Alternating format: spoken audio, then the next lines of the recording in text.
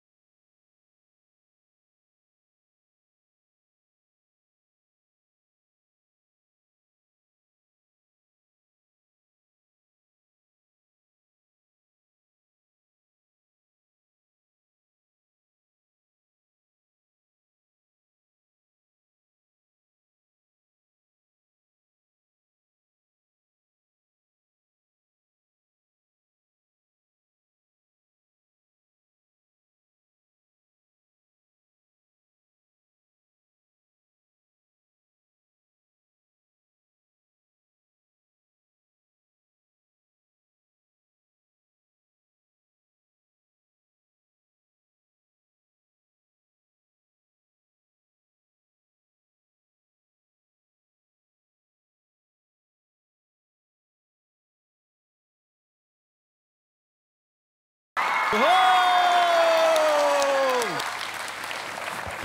जोरदार टाळ्या झाला पाहिजे रितेश विलासराव देशमुख यांच्यासाठी. क्या बात आहे सर. खरं तर मला ना असं नॉस्टॅल्जिक व्हायला झालंय. पहिला दिवस आठवतोय चला हवा येऊ द्याचा, ज्या वेळेला रितेश सरांचा लय भारी सिनेमा आलेला होता आणि त्याची क्रेज आत्ताही आहे अर्थातच, जेव्हा गाणं वाजलं. थँक्यू. आणि त्या पहिल्या एपिसोड नंतर सर तुम्ही माऊली होतात, माऊली बनून आम्हाला आशीर्वाद दिला, पण त्या आशीर्वादामुळे आम्ही खूप आवली झालो. आणि याच आवली लोकांनी अवघ्या महाराष्ट्राला पूर्ण 1 वर्षभर हसवलंय आणि 100व्या भागापर्यंत आम्ही पोहोचलोय. खरं तर रितेश सर, तुम्ही आज आलेला आहात आणि खूप 3 गोष्टींचा खूप छान योगायोग जुळून आलेला आहे. जी, एक तर पहिला एपिसोड लय भारीचा केला होता, जिथून या कार्यक्रमाला सुरुवात झाली. बिलकुल. 100व्या एपिसोडला पुन्हा एकदा रितेश देशमुखजी, त्यांचा एक नवीन सिनेमा सुद्धा येतोय ज्याचं नाव आहे बँगिस्तान. आणि तिसरी गोष्ट म्हणजे माऊली माऊलीचा गजर आपण करतोय आणि आज आहे आषाढी एकादशी. त्यामुळे हा खरंच एक मोठा योगायोग आहे. आणि रसिक माऊलींचं मनोरंजन करण्यासाठी आम्ही इथं थांबलोय. आम्ही विठू माऊलीपर्यंत नाही जाऊ शकलो, पण विठू माऊलींनी आमची प्रार्थना कबूल केली आणि या माऊलीला आमच्याकडे धाडलेलं आहे. तेव्हा यांचं दर्शन आता आम्ही घेणार आहोत पुढचा संपूर्ण एपिसोड. रितेश सर, कसं वाटतं पुन्हा एकदा या आमच्या गावात येऊन? नाही, खरं अप्रतिम. याची सुरुवात लय भारी जेव्हा आम्ही प्रमोट करत होतो आणि वेगवेगळे विचार होते काय करायला पाहिजे, तेव्हा हे आले. ह्यांची एक आयडिया होती की असा एक नवीन फॉर्मॅट आपण प्रयत्न करूया त्याचा. आणि तो त्यावेळेस जेव्हा मी केला त्यावेळेस फक्त लयभारी पुरताच एक प्रयोग होता, परंतु तुमच्या आशीर्वादाने लयभारीही चालला आणि हा प्रयोगही आज एवढा चालतोय आणि 100 काय 10,000 एपिसोड व्हावे तुमचे. एवढ्या शुभेच्छा आपल्या सर्वांना. वा, धन्यवाद सर. आणि रितेश सर आज आलेले आहेत, 100वा एपिसोड आहे, त्यामुळे ते सुद्धा सगळ्यांसाठी सरप्राईज घेऊन आलेत. आणि ते आहे, मी आत्ताच उल्लेख केला, त्यांचा नवा कोरा हिंदी सिनेमा ज्याचं नाव आहे बँगिस्तान. सगळ्यांना खूप उत्सुकता आहे सर की काय आहे बँगिस्तान. ॲक्च्युली बँगिस्तान हा एक देश आहे. आणि जेव्हा बरेचसे न्यूज चॅनल विचारतात की बाबा बँगिस्तान हा नकाशावरती कुठे आहे, तेव्हा मी सांगतो की हिंदुस्थान आहे, त्याच्या थोडं लेफ्ट घेतलं की पाकिस्तान आहे, पाकिस्तान थोडं जर लेफ्ट घेतलं अफगाणिस्तान आहे, तर थोडं वरती कझाकिस्तान आहे, खाली तुर्किस्तान आहे आणि एकदम त्याच्या खाली कब्रिस्तान आहे, त्याच्यावरती हा आमचा देश आहे बँगिस्तान. आणि खरं म्हणजे पहिल्यांदा मला वाटतं की दोन असा सब्जेक्ट, फरहान अख्तर आणि रितेश सिधवानी एक्सेल प्रोडक्शन नेहमी चांगले चित्रपट घेऊन येतात लोकांसमोर. एक सटायर हा जो एक प्रकार आहे विनोदाचा, तो मी पहिल्यांदा करतोय. आणि त्यात म्हणजे एक्स्ट्रॉर्डनरी सिच्युएशन असतात, परंतु पोकर फेस त्याला रिॲक्शन द्यावे लागतात. आणि खरं म्हणजे अतिशय सेन्सिटिव्ह विषय आहे.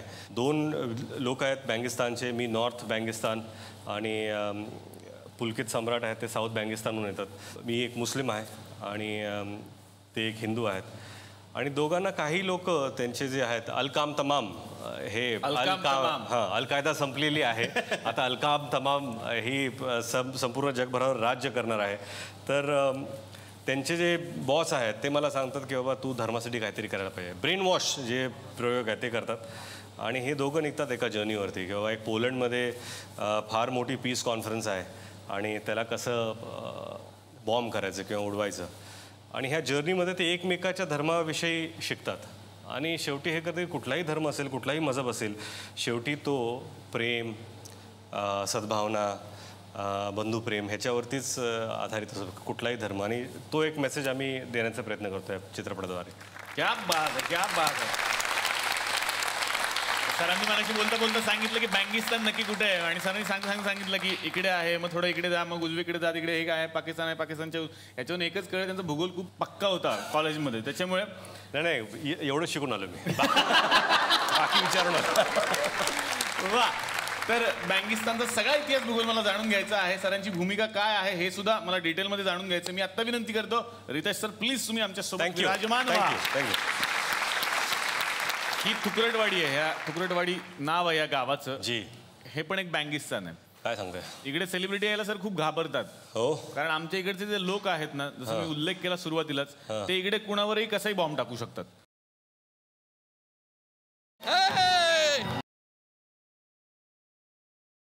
आज आपल्या तुकडवाड्याला 100 दिवस पूर्ण झाले, त्या निमित्तानं रितेशजी देशमुख या ठिकाणी आलेले आहेत. क्या बात आहे सर. म्हणजे तुम्ही येऊन आमचा 100वा दिवस आता इतका जोरदार साजरा केला ना, त्याबद्दल तुम्हाला काय सांगू सर. जोरदार टाळ्या सरांसाठी एकदा वाजवा. क्या बात आहे.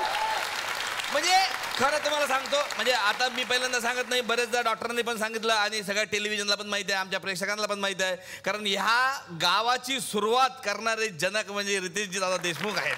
थँक्यू. यांनी हे सुरुवात केलेली आहे.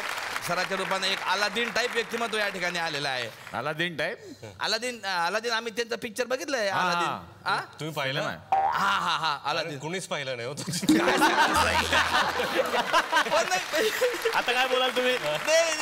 ते पण जबरदस्त होता सर, जबरदस्त होता. त्याच्यामध्ये ते असं जादूचा दिवा वगैरे ते घास. पण सर ते मला तुम्हाला आले म्हणून विचारतो क्वेश्चन, ते ऍक्च्युअल मध्ये राहते का असं घासलं की ऍक्च्युअल मध्ये जीन निघते का. ऍक्च्युअल मध्ये. अरे यार लकी आहे सर तुम्ही ते घासलं की जीन निघते. तुम्ही सांगतो तो पिक्चर पाहून मी घरी आलो, इतका प्रेरित झालो. ते दिवेस काय घरातले सगळे भांडे घासले पण अजिबात जीन नाही आला. पण मी व्यवस्थित भांडे घासून राहिलो की नाही हे पाहिले, मधून मधून बायको येत होती पण जीन काय आला नाही सर. तुम्हाला सांगतो. वा वा वा. आणि मला एक सांगायचंय, घरी जेव्हा मी भांडे घासतो ना तेव्हा जिन नाही जिनीले येतात बाहेर.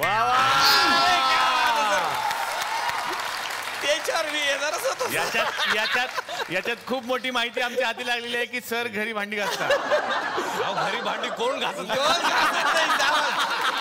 सर आपली जोरदार पार्टनर सर, आपली जोरदार पार्टनर. पण सर मला यायचं आहे ते खास म्हणजे खास एका चित्रपटाकडे, आणि ते म्हणजे आता महाराष्ट्राचं दैवतच झालाय म्हणा तो पिक्चर म्हणजे लय भारी. अरे बापरे, काय जबरदस्त काम केलं सर तुम्ही त्या पिक्चर मध्ये. लय भारी मध्ये जे काही म्हणजे दाखवली नाही एंट्री तुमची अशी, हातात विटा घेऊन, अरे बापरे जबरदस्त. तुम्ही त्या गुंडांना विटा फेकून मारता.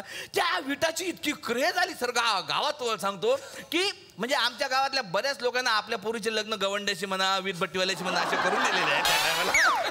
पण एक गोष्ट माना लागल, तुमच्या या लय भारी चित्रपटामुळे तुम्ही मराठी चित्रपट एक वेगळ्या उंचीवर नेऊन ठेवला आहे सर. क्या बात आहे सर.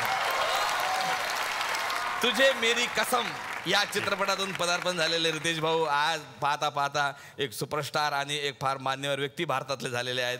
जोरदार टाळ्या त्यांच्यासाठी झाल्या पाहिजे. सर तुम्ही पहिल्या पिक्चरमध्ये काय ऍक्टिंग केली सर, इतकी जबरदस्त ऍक्टिंग केली यांनी सरांनी का डायरेक्ट हिरोईनलाच पटवलं. पण नुसतं पटवलं नाही, पण त्यांच्याशी लग्न पण केलं. तर एकदा जेनीला वहिनीसाठी पण जोरदार टाळ्या झाल्या पाहिजेत. ऍक्च्युअली वहिनी म्हणजे साऊथच्या आहे ना, साऊथच्या नाही का? म्हणजे आम्ही बघितलं ना साऊथच्या पिक्चर मध्ये बरेचदा. नाही मुंबईच्याच राहणार आहे त्या. अच्छा, जन्म मुंबई. अच्छा फक्त काम साऊथ मध्ये गेला. अच्छा तमिळ तेलुगू. अच्छा म्हणजे साऊथचं त्यांना आयटमच्या मध्ये असतील सगळे आहे ना. म्हणजे तुमचं बरं आहे, म्हणजे इडली वडा खायला हॉटेलमध्ये जायची गरज नाही, घरच्या घरीच आहे ना डोसा बिसा. भांडे नंतर मला घासायला.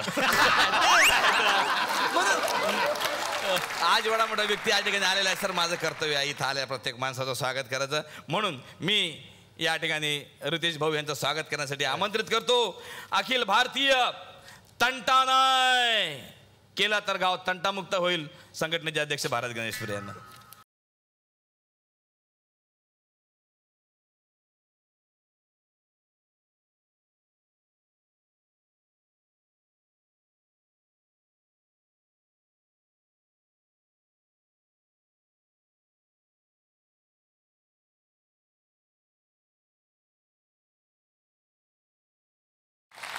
तर रितेश सर, आमच्या या गावात तुम्ही आलेला आहात आणि बँगिस्तानचं निमित्त आहे. बँगिस्तानची थोडक्यात माहिती मला कळली, पण तुमची जी व्यक्तिरेखा आहे ती कशी आहे या फिल्ममध्ये? म्हणजे हफीज बिन अली ह्या माझ्या कॅरेक्टरचं नाव आहे. आणि जसं मी आता सांगितलं की अल काम तमाम या संघटनेत तो काम करतो. प्राऊड मुस्लिम आहे तो. ह्या ज्या वेस्टर्न कंट्रीजमध्ये ज्या भावना आहेत, किंवा तुमचं जर आडनाव असेल तर तुम्हाला लाईनमध्ये बाहेर उभं राहावं लागतं, तुम्ही टेरर ग्रुपशी संबंधित आहात का, तर ह्या गोष्टी त्याला फार त्रास देतात. तो एका BPOमध्ये काम करतो, कॉल सेंटरमध्ये. आणि ह्याचा त्रास बघून त्याचे जे टेरर ग्रुपचे जे मुख्य आहेत ते त्याला म्हणतात की खरंच तुला जर काही करायचं असेल तर बदला घे. आणि त्याला कम्प्लिटली ब्रेन वॉश करतात. अच्छा. आणि हा मग निघून जातो. त्यामध्ये की जर तुला हे करायचंच असेल, पोलंडमध्ये एक पीस मिशन आहे जिथे जगातील सर्व धर्मातली लोक जे आहेत ते एकत्र येऊन सांगतात की बाबा कसं शांतता राखावी आणि बंधुप्रेम ह्या सगळ्या गोष्टी सांगणार आहेत. तर तू एकदा ते जर ब्लास्ट केलं, सगळ्यांना जर उडवलं की तुझं संपूर्ण नाव होईल आणि सगळे घाबरतील आपल्याला. त्याला कळत नाही, हा त्या मिशनवर निघतो. आणि त्याच्यासाठी ते म्हणतात की तू हिंदू धर्म स्वीकार त्या मिशनपर्यंत पोहोचण्यासाठी. म्हणजे समज जर तुला पकडलं तरी स्वतःच्या धर्मावरती नाही, पण दुसऱ्याच्या धर्मावरती तो ब्लेम जाईल. असंच पुलकितलाही सांगतात. परंतु ह्या जर्नीमध्ये कळतं की काय आपल्या सोसायटीमध्ये शेवटी आपण जे भारतात वावरतो हे पीस लव्हिंग लोक आहोत. आपण एकमेकांना प्रेम करतो, नीट वागतो. परंतु प्रत्येक सोसायटीमध्ये, प्रत्येक धर्मात अशी काही लोक असतात जे स्वतःच्या स्वार्थापोटी लोकांना मिसगाईड करतात, ब्रेन वॉश करतात. आणि त्याच्यावरतीच हा चित्रपट आहे. तुम्ही नक्की येऊन पहा, तुम्हाला आवडेल. क्या बात, क्या बात. तर रितेश सर आज आमच्या गावामध्ये आलेले आहेत. सर, सिनेमा म्हटला की प्रत्येकाला फार जवळची कला वाटते. माझ्या घरात ना सर, माझा एक जुळा भाऊ आहे जो तुम्हाला भेटला होता बघा त्यावेळेला. तो सिनेमा बनवायला लागला. फक्त गंमत अशी, त्याची सिनेमा कोणी बघत नाही. मग तो काय करतो, सेलिब्रिटींना पकडून पकडून CD दाखवतो त्या सिनेमाची. तर तुमचा सिनेमा होता लय भारी, खूप गाजला. तर त्यानं त्याचा एक सिनेमा बनवलेला आहे, त्याचं नाव आहे जाम भारी. बघूयात मग आता त्या जाम भारी मध्ये काय आहे.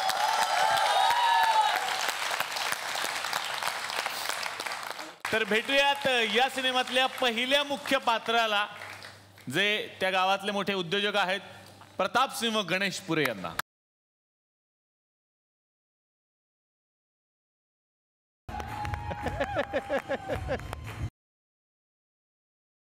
आज खास म्हणजे आनंदाची गोष्ट म्हणजे अशी आहे सर का आज आमच्या घरामध्ये एक नवजात शिशू येणार आहे सर. त्याच्यामुळे फार आनंद झाला सर. माझी पत्नी सौमित्रा म्हणजे एका बाळाला जन्म देणार आहे सर आज. अभिनंदन अभिनंदन अभिनंदन अभिनंदन. अरे बापरे, बाळ जन्मजात डॉक्टर झालं. देवा थोर तुझे उपकार, शिक्षणाचा खर्च वाचवला. मी तुमचा बाळ नाहीये, अहो मीच पप्पा आहे, आणि ते पण 4 पोरांचा. तू पप्पा 4 पोरांचा. मग बघितलं रितेश सर, कॅपॅसिटी 512 MB ची डाउनलोड केलं 4 GB.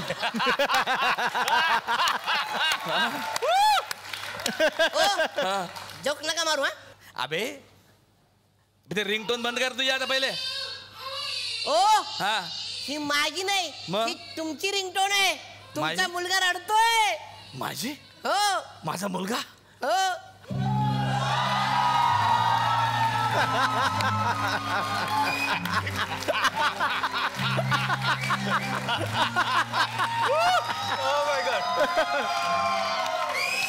सौमित्रा, हे काय 2-2 ऑफर चालू होती का?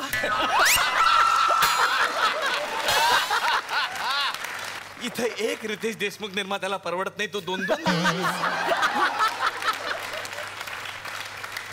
तुला माहिती नाहीये, एक नंतर येतो डायरेक्ट मोठा झाल्यावर. अगं बाई प्रताप सिंह, विसरलेच मी. विसरले चपट आले. हे असं आहे, पाठांतर नसलं का असा प्रॉब्लेम करून टाकते. त्याला सांगितलं होतं की एक नंतर येतो मोठा झाल्यावर, लगेच 2-2 घेऊन आले. एक नंतर आणा, एकाला ठेवून पण. प्रताप सिंह, आपल्याला मुलगा झाला.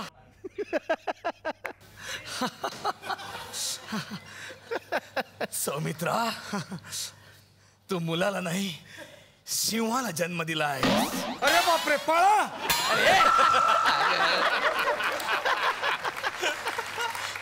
डोक्यावर पडले का? तशी बोलायची पद्धत आहे ना. म्हणजे तू सिंहासारख्या बाळाला जन्म दिलेला आहे. वा वा, मला माहित आहे का हा मोठेपणी रितेशच होणार, पण तरी याचं मी नाव प्रिन्स ठेवणार. प्रिन्स सिंग. आता याला परदेशात पाठवायची तयारी केली पाहिजे. हो. कुठे बरं पाठवायचं याला परदेशात? मध्य प्रदेशात. मध्य प्रदेशात नाही नाही, त्याच्यापेक्षा आपण याला उत्तर प्रदेशात पाठवू. हे जा, पटकन याला परदेशी पाठवण्याची तयारी सुरू कर. हो हो, आले आले आले. तुम्हाला डायरेक्ट परदेशात पाठवणार. समजलं ना? अजिबात काळजी करू नका. हे घ्या. शाबास, ठेवा यात. शाबास. वावर देश. पोस्टमन, याला परदेशात घेऊन जा. असं आहे का, तो पोरगा यायच्या आधी आपल्याला म्हातारा होणं गरजेचं आहे. लगेच 10 मिनिटाच्या स्किट मध्ये किती वेळ घेणार आहे? चल पटकन.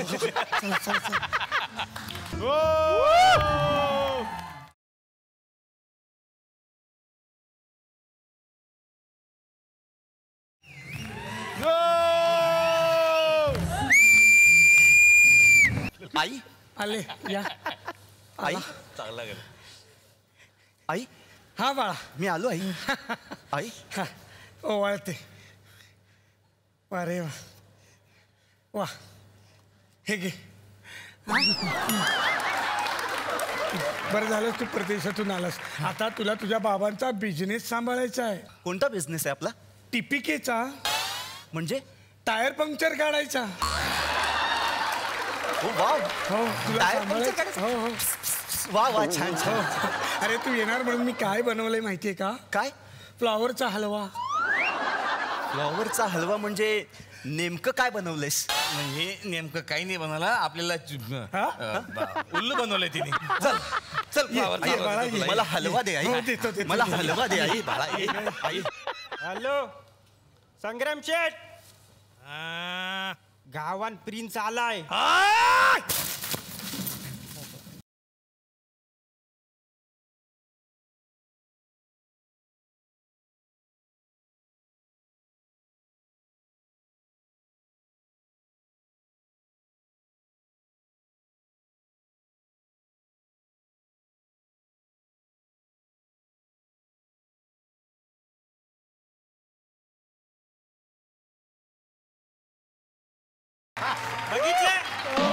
म्हणून तुम्हाला सांगत होतो मरकी पोहरू नका म्हणून. मरक्यांमधनं साप निघतात, चावले असतं म्हणजे. ठीक आहे, मला सांग, तो प्रिन्स कशाला आलाय कडबडायला? तो आलाय, आता त्याचा बंदोबस्त करायला पाहिजे. त्याचा बंदोबस्त कशाला करायचा? तो काय राजदांडी आहे का?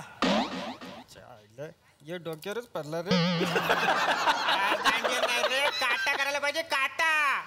त्याला संपवलं पाहिजे शेठ, नाही तर आपल्याला आरवा येईल तो. त्याला संपवला पाहिजे, नाहीतर ती म्हातारी सगळी प्रॉपर्टी त्याच्या नावावर करेल. आणि त्यांच्याकडे एक भोपळा आहे, त्या भोपळ्यात बसून ते लोक कुठेही जाऊ शकतात. तो भोपळा सुद्धा त्याच्या नावावर करेल.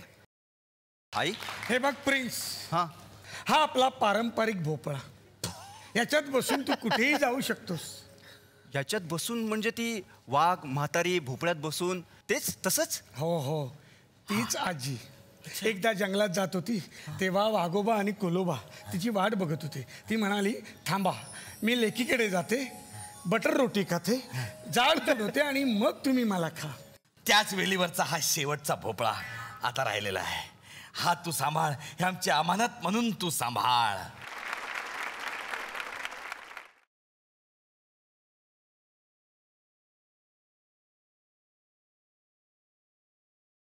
सगळी फॅमिली एकत्र. हो, ही तर एकदम फोटो मोमेंट आहे. एक फोटो झाला पाहिजे. हा, माझा सोलो काढ ना.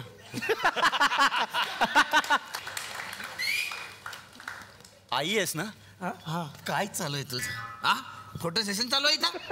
ए, तो भोपळा मला दे. नाही नाही देणार, तो भोपळा मला दे. नाही देणार. नाही, उगा हट्ट करू नको. तो भोपळा मला हवा. उगा हट्ट करू नको. तो भोपळा मला हवा. हट्ट तुला भोपळा मिळणार नाही. किती हट्ट केला तरी तुला भोपळा मिळणार नाही सांगून ठेवतो. संग्राम, आपण आलटून पालटून वापरूया भोपळा. अरे आलटून पालटून वापरायला तो काय मोबाईल फोन आहे का? काय, तू मोबाईल फोन आलटून पालटून वापरतोस? हो, फोन करण्यासाठी आलटून आणि फोटो काढण्यासाठी पालटून वापरतो. काय झालं? काय झालं? याचा फालतू विनोद जिव्हारी लागलाय. अच्छा, ठीक आहे, आणखीन एक घे. आलटून पालटून वापरायला तो काय दाढीचा ब्लेड आहे का? बाबा बाबा, इथे मारा, इथे सरांना दिसू दे, इथे मारा. अरे इथं कचरा पडलाय. हा मारा मारा. आईला मजाक मजाक मध्ये मेला वाटतं. बाबा बाबा बाबा.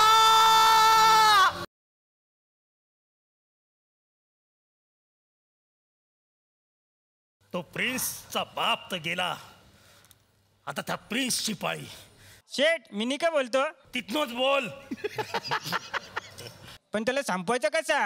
त्याला त्याला ट्रकने मारायचा. जाम भारी.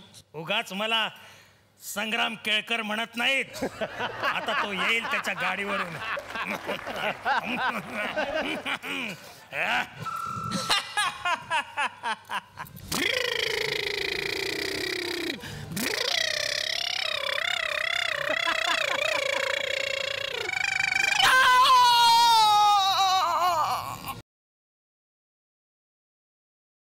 अरे कुठं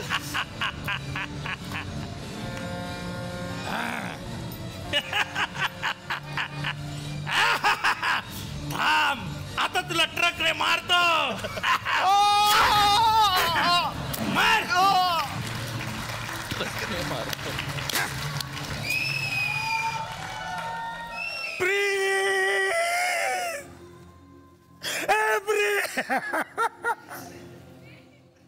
अरे तू गेलास, तुझा बाप गेला.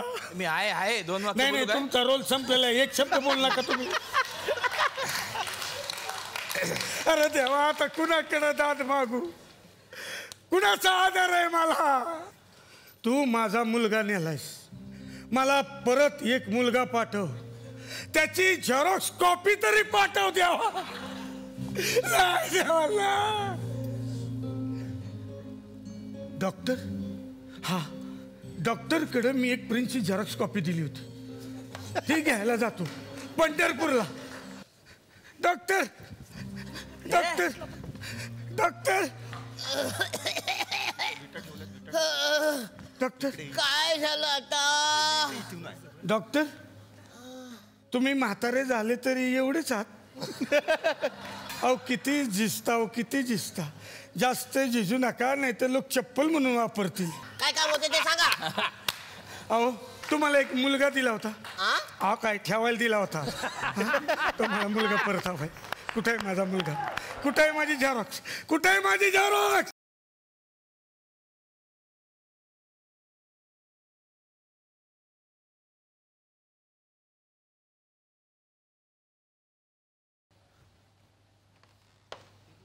तंटा नाय तर घंटा नाय, घंटा नाय तर मधली सुट्टी नाय, मधली सुट्टी नाय तर डबा नाय, डबा नाय तर पाणी द्यायला तुझ का बस. डॉक्टर ही माझी झेरॉक्स आहे. हो, हीच तुमची झेरॉक्स कॉपी. किती काळी आली रे. ए माऊली, ए माऊली, घरी चल, घरी चल, तुला बदला घ्यायचा आहे. चल घरी. नाय अरे ऐक ना माझं, घरी चल. नाय अरे चल ना घरी. नाय, अरे पण का? कारण माझं होळीचं गाणं आहे.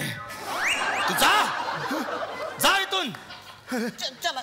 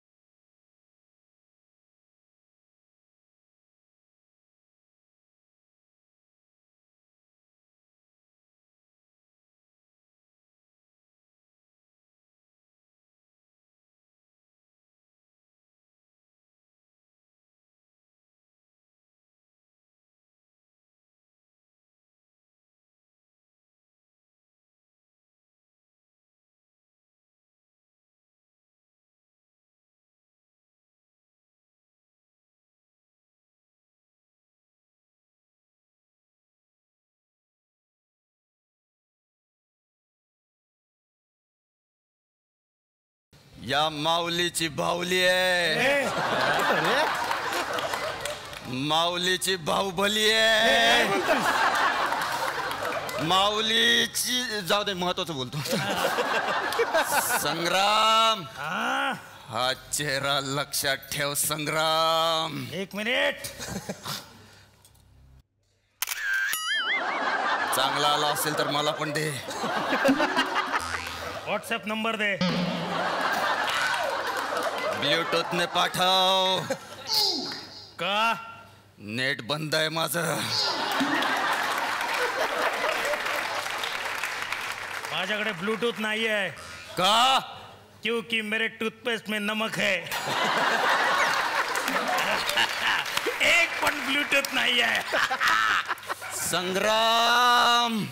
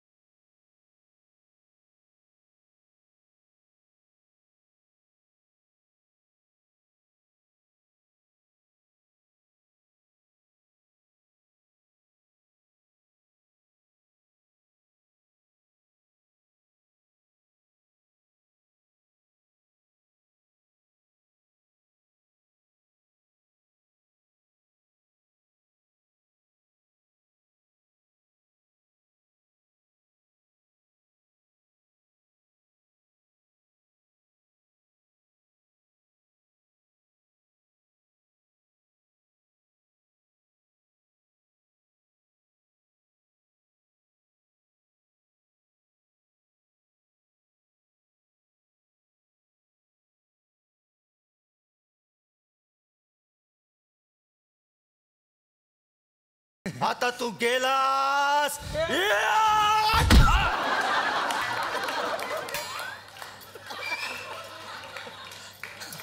आता तुम्ही दोघं पण केले.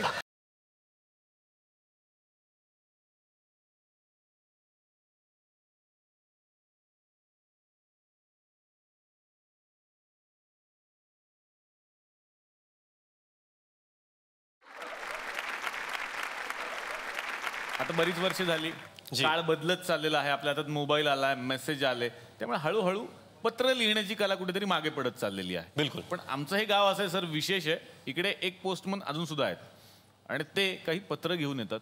वा, तुमच्यासाठी सुद्धा एक पत्र त्यांनी आणलेलं आहे. बघूयात कुणाचं पत्र आहे.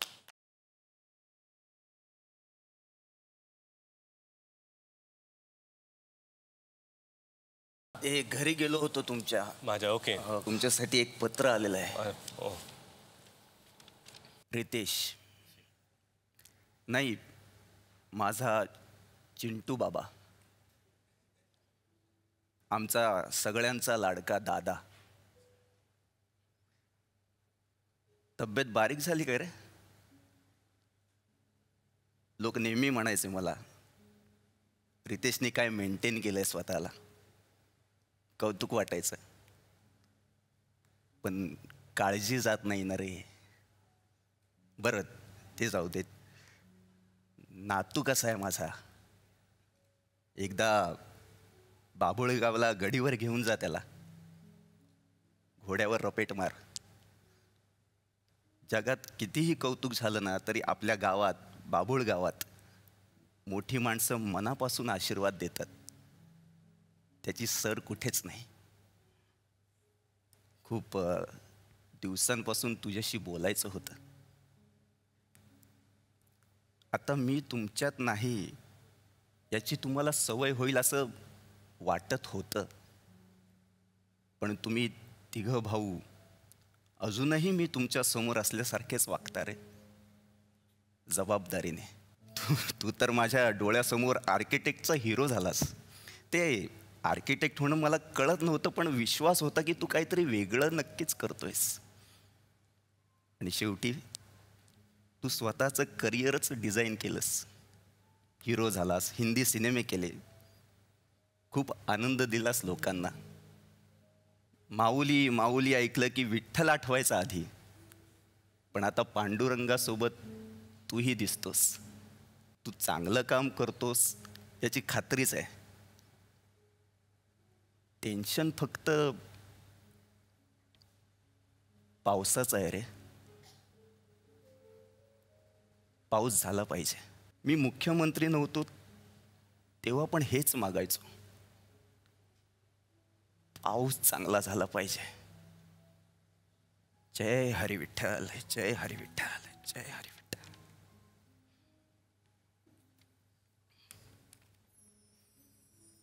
थँक्यू.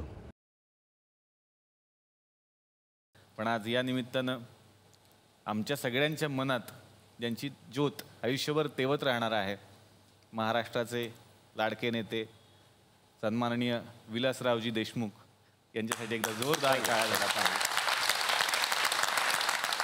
तर बँगिस्तानच्या निमित्तानं आज रितेश सर आमच्याकडे आलेले आहेत. पण सर, बँगिस्तानमध्ये तुम्ही एकटे दिसत नाही आम्हाला. तुमचे एक जोडीदार आहेत, जयवीरूची जशी जोडी आहे तशी. बिलकुल बिलकुल. आमचे जोडीदार आहेत पुलकित सम्राट, अतिशय टॅलेंटेड ॲक्टर. तर आता याच जोडीदाराला या मंचावरती मी आमंत्रित करणार आहे. जोरदार टाळ्या झाल्या पाहिजेत पुलकित सम्राटसाठी.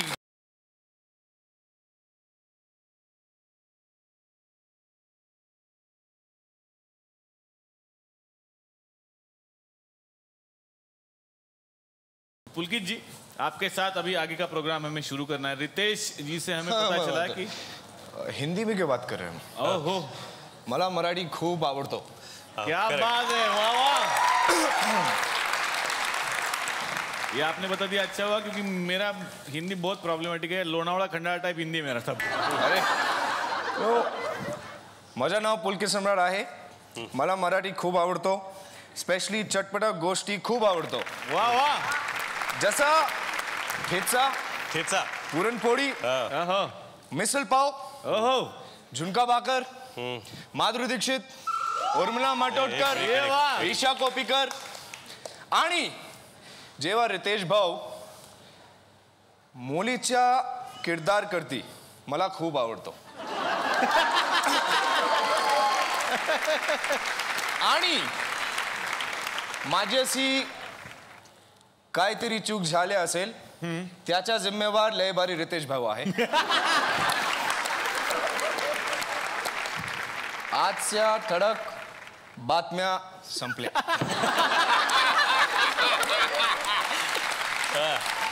बंगिस्तान में आपका क्या किरदार है? मेरा किरदार है प्रवीण चतुर्वेदी का. ये एक हिंदू कैरेक्टर है. बहुत विश्वास करता अपने धर्म में, अपने एक जो एरिया है उसमें. और एक छोटा सा एक्टर है वहाँ पे जो रामलीला में बजरंगबली का रोल करता रहता है.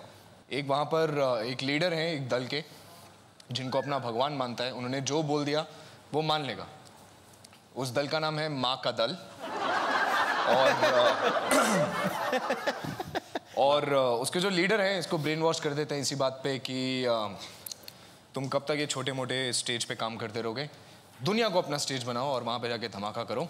और ये पीस कॉन्फ्रेंस हो रही है, वहाँ पे जाके पोलैंड में तुम सुसाइड बॉम्बर बनो और हमारे लिए कुछ करो ताकि हमारा जो दल है वो आगे बढ़े. तो वो मान जाता है और पर उसी प्रोसेस में रूप धारण कर लेता है दूसरे धर्म का. और फिर उनके बारे में पढ़ना शुरू करता है तो उसको समझ में आता है कि सब धर्म जो है वो एक ही बात करते हैं, जो है प्रेम और मोहब्बत. वाह वाह. तो इतने दिन आप रितेश के साथ रहे हैं तो उन्होंने थोड़ी बहुत तो मराठी आपको सिखाई होगी, वो हमने देखी अभी अभी. लेकिन आपने सोचा कि मराठी फिल्में भी आगे जाके काम करेंगे आप? क्यों नहीं, कुछ अच्छी स्क्रिप्ट होगी तो ज़रूर करेंगे. अब मराठी सिनेमा एक्चुअली बहुत अच्छी राइटिंग के साथ आ रहा है आजकल. और काफ़ी पाथ ब्रेकिंग सिनेमा बन रहा है. And I think films like Yellow, Lai Bhaari, अभी किल्ला और ऑल दीज फिल्म्स बहुत अच्छा काम कर रही है. खरं सांगायचं गेलं तर म्हणजे चित्रपट बनवणारे म्हणजे किल्ला असेल, फॅन्ड्री असेल, बालक पालक असेल, ह्या सगळ्या चित्रपटामुळे गेले 3-4 वर्ष जे मराठी चित्रपटाचं जे परसेप्शन आहे ते बदललं आहे. शाळा असेल म्हणजे की खरंच उच्च दर्जाचे हाय क्वालिटी हाय कॉन्सेप्ट चित्रपट हे फक्त मराठी बनवू शकते असं एक झालेलं आहे. आणि असे आपण चित्रपट बनवतो आणि खरंच याचा आपल्या सर्वांना अभिमान असला पाहिजे. असे चित्रपट आपण बनवतो जे हिंदीमध्ये सुद्धा ते हात लावायला घाबरतात, त्यांना वाटतं की हे चालत नाही. परंतु हे चित्रपट बनवण्याचं श्रेय जे लोक बनवतात त्यांना दिलंच पाहिजे. तितकं श्रेय तुम्हा सर्वांना दिलं पाहिजे की तुम्ही जाऊन आवर्जून हे चित्रपट पाहता आणि हे चित्रपट चालवता. ते अभिमान वाटतं की आपण मराठी आहोत. वाह. तो अगर पुलकित मराठी सिनेमा में काम करेंगे तो कैसा लगेगा उसकी एक झलक देख लेते हम. सर आपला एक डायलॉग होता तो जर तुम्ही त्यांना शिकवलात लई भारीचा आणि पुलकितनी जर तो इथे प्ले केला तर आम्हाला खूप मजा येईल सर. संग्राम संग्राम हा चेहरा नीट लक्षात ठेव संग्राम. हाँ हा चेहरा लेट्स स्टिक टू संग्राम. संग्राम हा चेहरा नीट लक्षात ठेव संग्राम. लक्षात ठेव संग्राम. या चेहऱ्याने जर तुझी झोप नाही उडवली ना, या चेहऱ्याने तुझी झोप जर नाही उडवली ना, तुझी ना माऊली नाव नाही लावणार. माऊली नाव ना टंटा नाही तर घंटा नाही. वा वा. थँक्यू पुलकित. तर आज आमच्या विनंतीला मान देऊन बँगिस्तानच्या निमित्तानं या ठिकाणी पुलकित सम्राट आलेले होते. थैंक यू पुलकित सर, आप यहाँ आए, हमें बहुत अच्छा लगा और बैंगिस्तान के लिए बहुत सारी शुभकामनाएं रितेश को भी और आपको भी. Thank you so much. आप फिर से हमारे गांव आइए, हम आपकी राह देखेंगे. 100वा एपिसोड आहे. गेले वर्षभर तुम्ही महाराष्ट्राच्या जनतेला खूप हसवलं आणि इथं येणाऱ्या प्रत्येक सेलिब्रिटी प्रत्येक कलाकाराचा एवढा मानाने सत्कार तुम्ही लोकांनी केलेला आहे. तर मला वाटतं की मलाही जरी तुम्ही संधी दिली. संधी काय सर, हा तुमचा हक्क आहे कारण हे गाव तुमचं आहे, हा मंच तुमचा आहे. तर मंडळी, रितेश सरांना आम्हाला द्यायचं एक सरप्राईज, पण ते असणार आहे उद्याच्या भागात. तेव्हा बघायला विसरू नका तुमचा आवडता कार्यक्रम ज्याचं नाव आहे चला हवा उद्या.